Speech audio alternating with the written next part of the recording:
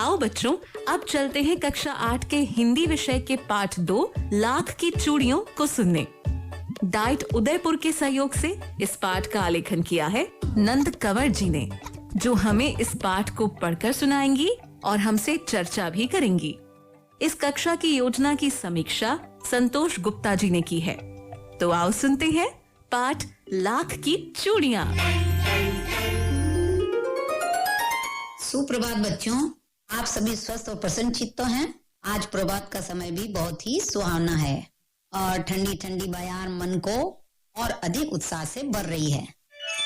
ऐसे वातावरण में पढ़ने का उत्साह भी दुगना हो जाता है। प्यारे बच्चों, हमारा देश गांव का देश है। अधिकांश जनता यहाँ की गांव में ही निवास करती है और अलग अलग राज्यों में इन गांवों में रीति रिवाज, पहनावा, उद्योग धंधे, खान पान आदि सभी जगह भिन्न भिन्न होते हैं। हम राजस्थान प्रांत में निवास करते हैं और हमारे यहाँ की अधिकांश जनता कृषि प्रधान है, अर्थात खेती करती है और गांव में निवास करती है। गांव में अपनी जीविका चलाने के लिए अधिकतर लोग लघु उद्योग, कुटीर उद्योग जैसे कि बांस की वस्तुएं बनाना, लकड़ी की वस्तुएं बनाना, गोंद इकट्ठा करना, शहद इकट्ठा करना, जड़ी बूटियां जंगलों से लाकर बेचना, चमड़े का काम करना, लोहे के औजार बनाना, कृषि के औजार बनाना, लाख की चूड़ियां बनाना आदि कार्य करते हैं। आज हम इन्हीं विषयों पर आधारित अपने हिंदी विषय के पाठ 2 जिसका शीर्षक है लाख की चूड़ियां, इसका अध्ययन करेंगे। इस पाठ के लेखक श्री कामता नाथ जी लखनऊ के रहने वाले थे। उनका जन्म 22 सितंबर सन 1934 को और उनकी मृत्यु 7 दिसंबर सन 2012 को हुई। ये जो पाठ है ये लेखक के जीवन की ही घटना से संबंध रखती है, जो कि उनके बचपन के अलहड़ और निश्चिंत जीवन की झांकी प्रस्तुत करती है। ये जो लेखक हैं ये अपने विद्यालय के ग्रीष्म अवकाश में अपने मामा के यहाँ अक्सर जाया करते थे। उनका गांव छोटा लेकिन सुरम्य और हरा भरा था और उसी गांव में बदलू काका भी निवास करते थे। वे लाख से बनी चूड़ियों का कुटीर उद्योग चलाकर अपना और अपने परिवार का पेट पालते थे। वे उन चूड़ियों को पैसों से नहीं वरन अनाज के बदले देते थे या अपनी किसी आवश्यकता की किसी अन्य वस्तु के बदले में देते थे। बच्चों, इसको वस्तु विनिमय कहते हैं। बदलू काका अक्सर अपना काम उनके घर के अहाते में स्थित घने नीम के पेड़ की छाया में बैठकर किया करते थे। वे एक छोटी सी मचिया पर बैठकर काम करते थे। उनके पास में रखी भट्टी जिसमें आग जलती रहती और उस आग में वे लाख को पिघलाकर उनको पतली पतली छड़ों का रूप देते थे। फिर लकड़ी की मुंगेरियों पर चढ़ाकर छोटा बड़ा आकार देते।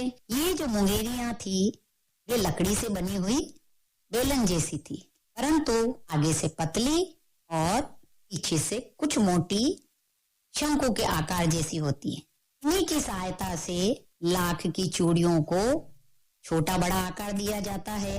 बच्चों, इस पाठ के माध्यम से हमारे लेखक हमारे देश के कुटीर उद्योगों और इस आधुनिक मशीनी उद्योगों के बीच स्पर्धा में लुप्त होते हमारे प्राचीन उद्योग धंधों के संघर्ष को दर्शाना चाहते हैं कि किस प्रकार मशीनों ने हमारे गांव के लघु कुटीर उद्योगों को लगभग बंद ही करवा दिया है। बच्चों, इसका कारण है कि हाथ के मुकाबले मशीनों से बनने वाली वस्तुएं कम समय में और अधिक मात्रा में तथा बनावट में सुंदर होती है और मांग के अनुरूप कम समय में ही अधिक उत्पादन करके उपभोक्ताओं की आवश्यकता की पूर्ति कर दी जाती है।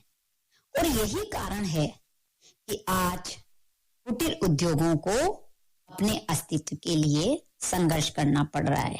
बदलू काका की बनाई हुई लाख की चूड़ियां बहुत सुंदर होती थी कलात्मक होती थी, पर उनको तैयार करने में बदलू काका को बहुत समय लगता था। उनकी बनाई हुई चूड़ियां उस गांव के अतिरिक्त आसपास के दूर दूर के गांवों की स्त्रियां बहुत पसंद करती थी और लेखक भी बदलू काका के पास उनके कार्य को उत्सुकता से देखने और उनके द्वारा बनाकर दी गई लाख की रंग बिरंगी गोलियों के चाव से जाते।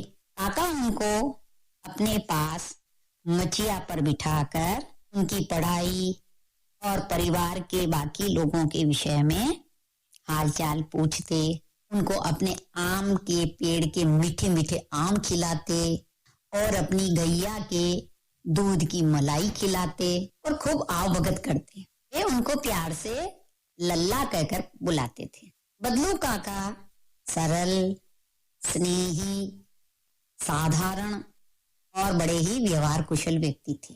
बच्चों, यूं तो वे शांत स्वभाव के व्यक्ति थे, परंतु जब गांव में किसी के यहाँ शादी ब्याह होता और जब उनको नववधु को चूड़ियां पहनाने के लिए बुलाया जाता, तब वे वहां अपनी मांग और अपनी बात के लिए अड़ जाते। जब तक उनकी मांग पूरी नहीं होती, वे चूड़ियां नहीं पहनाते। ऐसे अवसरों पर उनको अनाज के अतिरिक्त कपड़े, पैसे या और भी आवश्यकता की चीजें मिल जाया करती थी, जिससे कि उनका और उनके परिवार का गुजारा हो जाया करता था। बच्चों, गांव के लोगों का जीवन जो होता है वो संस्कारित, गरिमायुक्त, साधारण और सहज स्नेह से परिपूर्ण होता है, जो कि हमारे शहर के इन चक्काचौंध वाले बनावटी और दिखावटी जीवन में नहीं पाया जाता।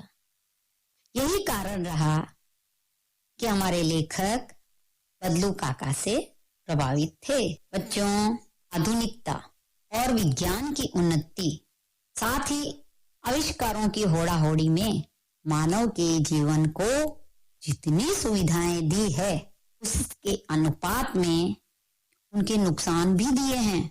आज हमारी पृथ्वी इन आविष्कारों के प्रदूषण से ग्रसित है। मानव और अन्य जीवों का जीवन इस प्रदूषण से संकट में है।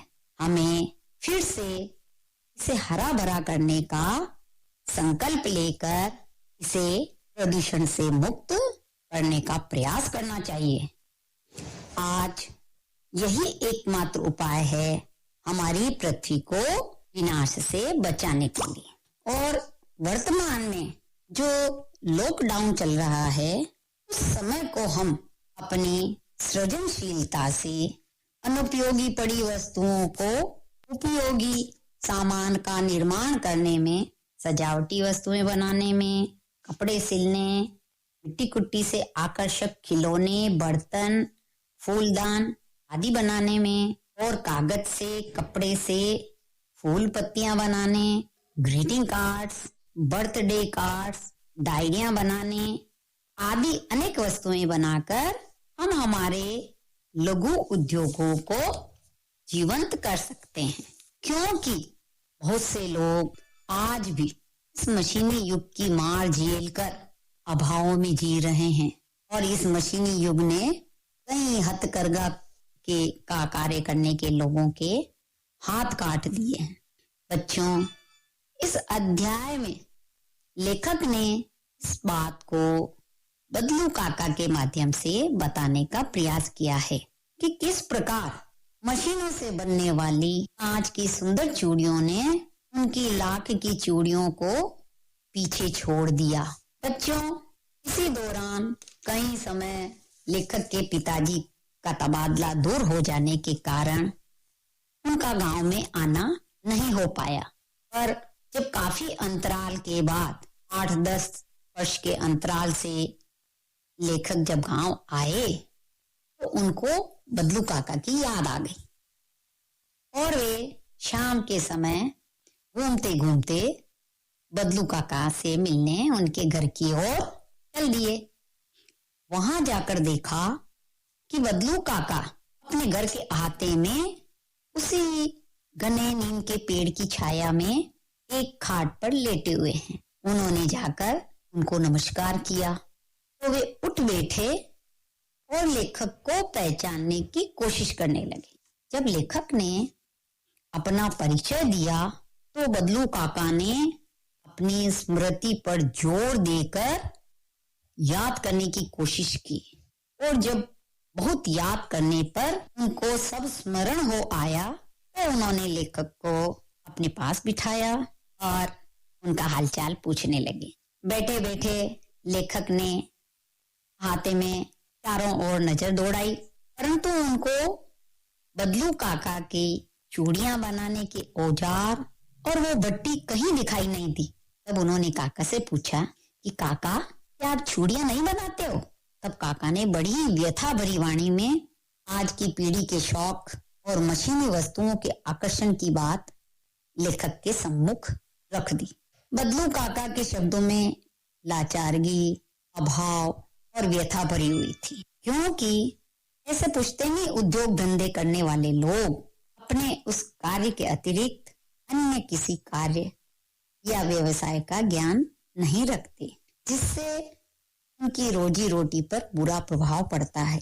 बच्चों, इस पाठ से हमें इस बात का ज्ञान होता है कि भले ही मशीनों से बनी वस्तुएं सुंदर हों, हाथ से बनी वस्तुएं अपनी कलात्मकता, सुंदरता और एक अनूठा आकर्षण लिए होती है, जो कि मशीनी वस्तुओं में नहीं होती। अतः हमें प्रयास करके अपने जो लघु कुटीर उद्योग हैं उनको जीवंत रखने का प्रयास करना चाहिए, जिससे कि हमारे देश और हमारे गांव के लोगों की आर्थिक स्थिति सुदृढ़ हो और कोई भी नागरिक अभाव में ना जिए।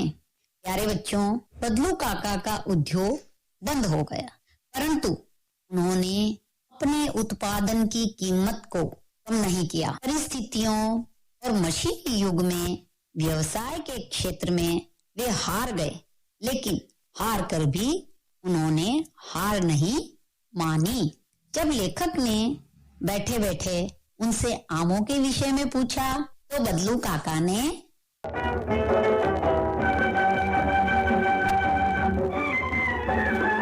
क्या है खताएं मेरी ये कहा।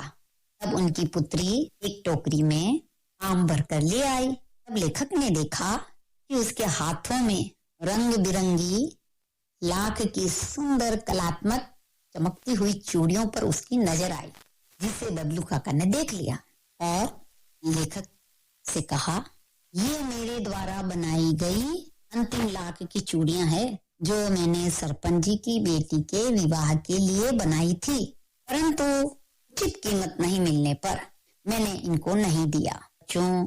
इस बात से उनके अपने व्यवसाय के प्रति लगाव और स्वाभिमान की भावना का आभास होता है। उन्होंने अभाव में जीना पसंद किया, परंतु परिस्थितियों से समझौता करना नहीं।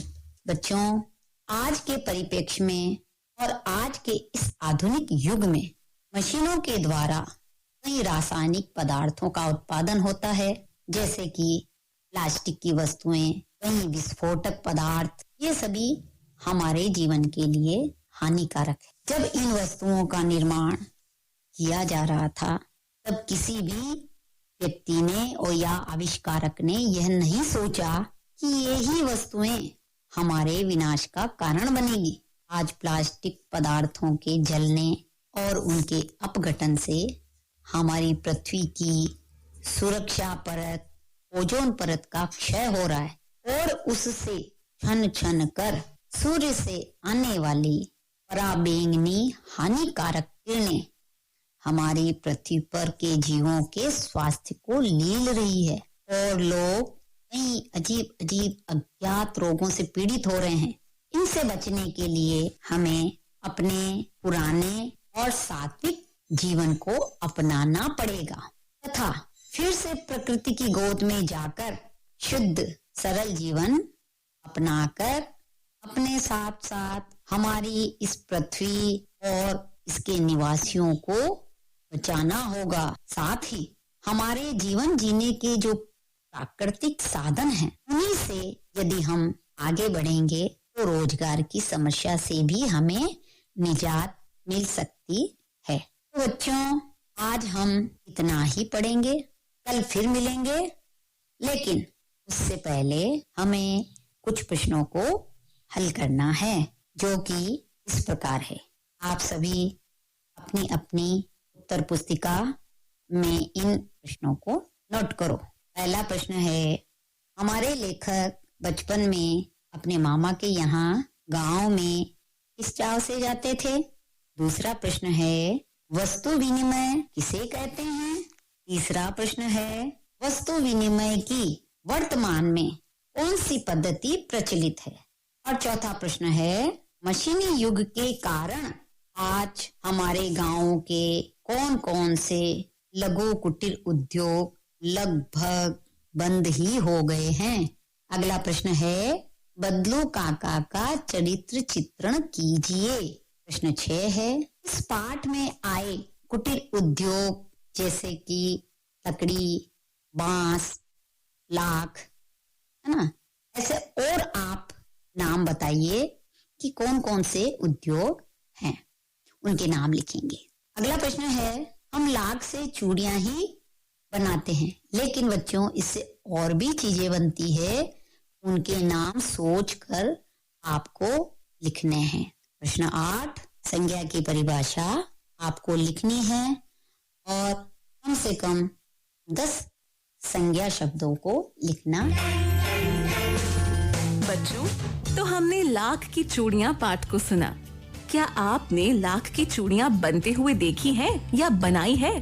प्यारे बच्चों, इस पाठ के माध्यम से हमने कुटीर उद्योगों और आधुनिक मशीनी उद्योगों के बीच स्पर्धा में लुप्त होते प्राचीन उद्योग धंधों के संघर्ष को समझा। आज आप अपने घर में किसी अनुपयोगी चीज का इस्तेमाल कर कुछ उपयोगी वस्तु जरूर बनाना।